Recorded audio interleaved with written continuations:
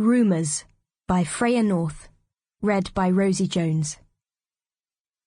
Stella stopped the car, excitement and dread churning in her stomach. She needed to compose herself. This was so much more than first-day nerves. This job could be life-changing. She checked her reflection. Certainly she appeared brighter than she felt. Hopefully she'd fool the office of new colleagues. She ought to waltz in and simply say, "Hello, Stella Hutton, reporting for duty. How lovely to meet you all.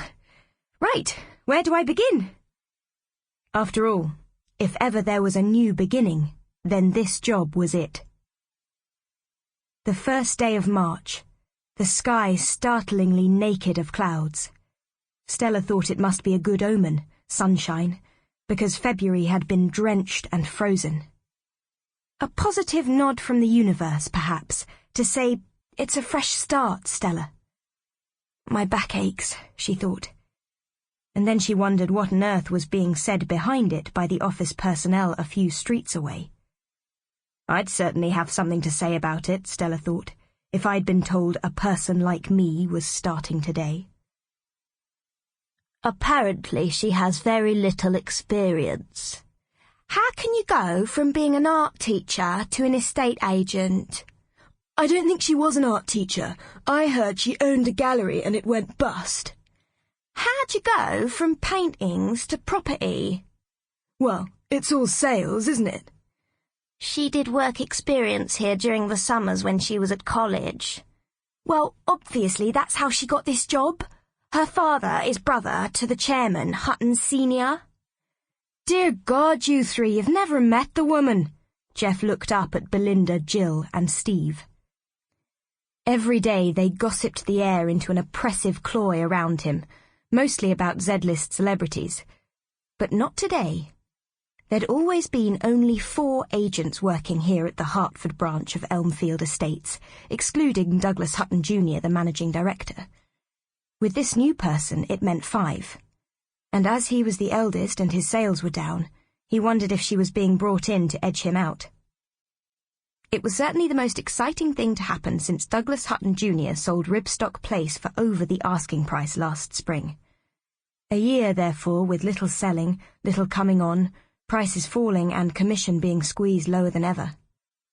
How could Elmfield Estates afford to take on an extra staff member? Commission only, Belinda reckoned. They'd agreed at the beginning of the year to change from pooled to individual bonuses.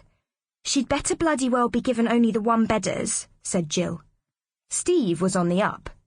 He could feel it in his bones. This Hutton niece, nothing but a blip. When she arrived, none of them thought that Stella was Stella. She looked nothing like a Hutton. She had small features, chestnut hair, and a willing, if shy, smile, compared to the expressionless hard faces of her relations. She was perhaps mid-30s. "Can I help you?" "I'm Stella Hutton, the new girl." Belinda lifted the phone and said pointedly, "Your niece is here to see you." "Oh, God, please don't let Uncle Dougie kiss me." Douglas Hutton had no intention of doing anything of the sort. "Welcome, Stella," he said with appropriate gravity. "This is the team, Belinda, Jill, Jeff, Steve. This is your desk. You'll be with Jill this morning. She has 3 viewings. Jeff will come with you this afternoon. A one-bedder on Bullock's Lane." He went to the whiteboard and added Stella's name to the sales chart. A glance told her that Steve was storming ahead, Jeff lagging behind, Belinda and Jill neck and neck. "I like your bag," Stella said to Jill as they headed out to one of the 2 minis branded with the agency logo. Jill looked at her, unconvinced. Stella decided just to nod and smile a lot at the vendor, the client, at Jill. The effort, combined with first-day nerves, was exhausting. Stella warmed to Jeff, with whom she was coupled after lunch. An air of resignation seeped out of him like a slow puncture. He didn't seem to fit his sharp suit. "Was Arch a thing?" he asked, tackling the main roundabout cautiously. "Yes, I studied fine art, and then I had a little place." Sample complete. Ready to continue?